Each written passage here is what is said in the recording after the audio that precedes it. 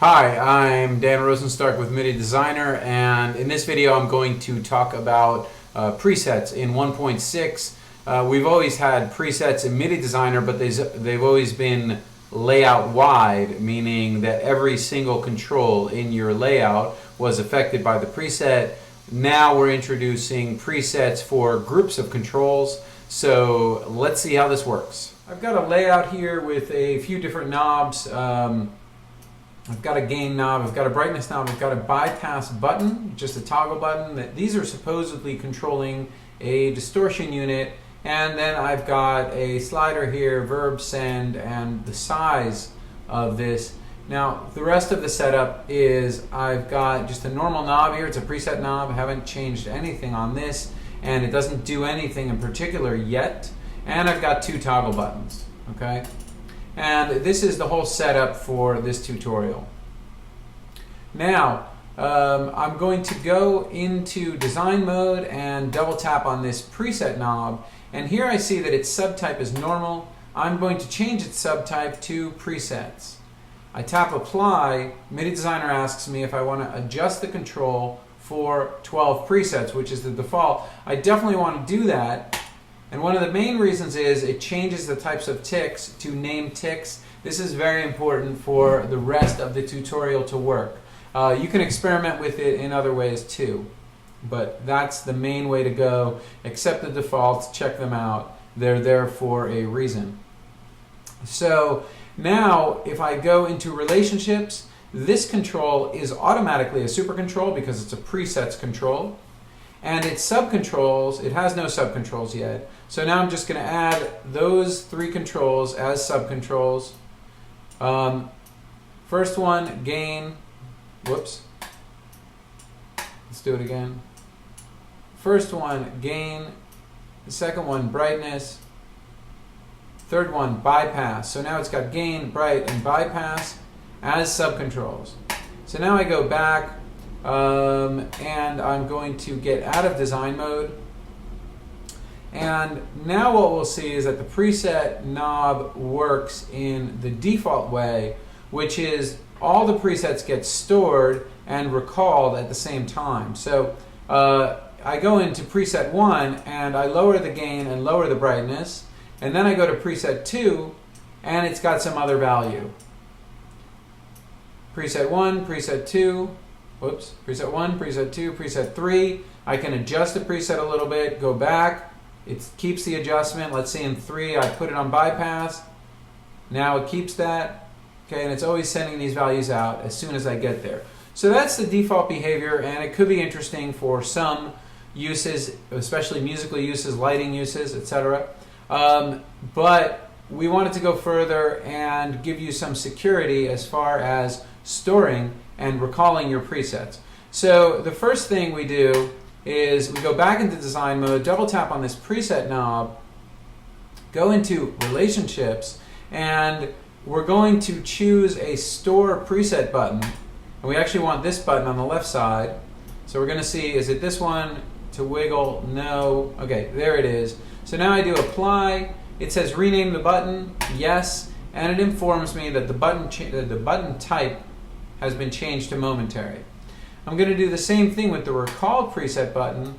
Pick out this blank one here, do apply, rename the button, yes, so it calls it recall. It's changed it to momentary, and now we've got the default setup for store and recall for a preset button. And what we get here is, now we're in preset 3, we change to preset 2, nothing happens unless I hit recall. That's how the presets come back, is when I hit recall. Okay?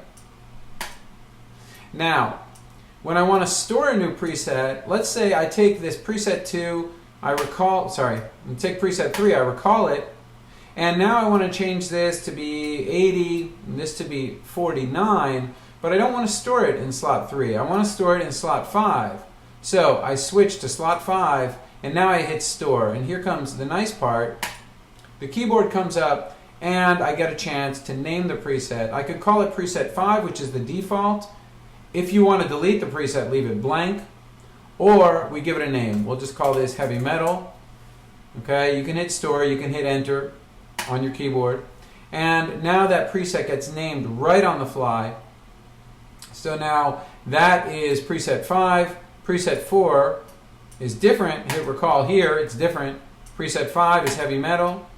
Preset 4, we're going to recall it. And if we want to give this a name now, we can call this light rock store. Okay, now we've got 5 recall, 4 recall. Okay, so this is basically the way we go about naming our presets, and we go about storing them with security. So if I want to recall number 1 and save it, all off. Wait, I made a mistake. Put on the bypass knob, store it again, all off, that's fine. Okay, and now I want to take 2 and recall it, and actually 2 wasn't intentional. So I want to delete this entire preset. I don't even want to put a preset here. So I can do this by hitting store and getting rid of the name and doing store. It says delete this preset, yes. And now when I go to preset 1 and hit recall, it's got a value. When I go to preset 2 and hit recall, it's got no value. It doesn't restore to anything. So it doesn't matter what values I'm on the knob. I hit recall, it's got no value. So I've deleted the preset in 2. Now, some other things that we've built in is if I go into design mode and change the recall button to be a toggle, go back to properties and change it from momentary to toggle, hit apply, exit design mode. Now the presets don't recall until I hit recall, same thing as before, right? But now the recall button is on, and now they will always recall. So as I move through the values, each is showing up. And the same thing will happen with the store button. It can be a toggle.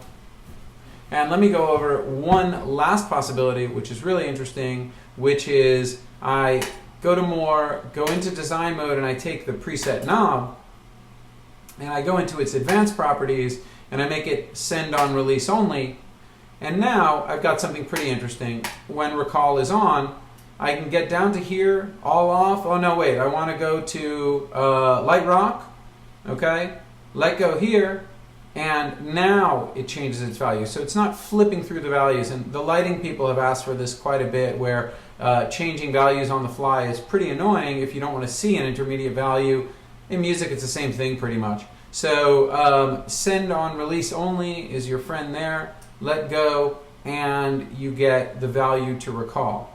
That's about it for presets in MIDI Designer 1.6. We've got a ton of other features coming out in 1.6. It's a huge list. I could show it to you, but it'll be coming up soon enough. As soon as we enter the beta phase, you'll see the changelog showing up on the website, etc. Check out our Twitter feed, MIDI Designer. Check out our Facebook, /MIDI Designer, and ask us questions, feedback. Check out the community at the QA site. And thanks everybody for watching, and thanks everybody for helping out with MIDI Designer.